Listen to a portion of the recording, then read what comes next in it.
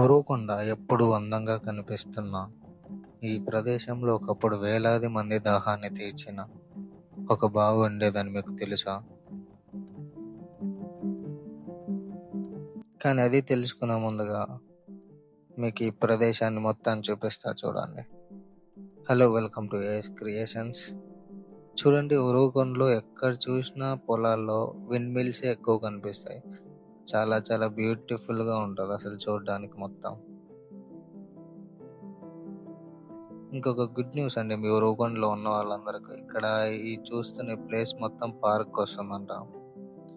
Park వస్తే ఉరవకొండ కూడా చాలా డెవలప్ అవుతుంది.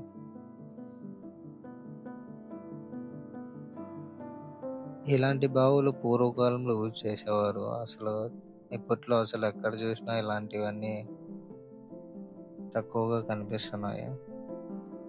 ఈ ప్లేస్ మొత్తం పార్క్ అనే చేస్తారంట. చాలా పెద్దగా ఉంటుంది పార్క్. చూడండి ఎంత బాగుందో. ఉరవకొండలో చాలా మందికి తెలియని ఒక మంచినీళ్ళ బావి గురించి తెలుసుకుందాం రండి.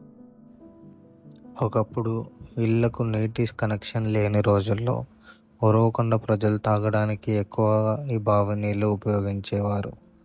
ఈ బావి నీరు చాలా తీయగా స్వచ్ఛంగా ఉండేదని, అందుకే ఆ మంచినీళ్ళు బావి అనే పేరు వచ్చింది.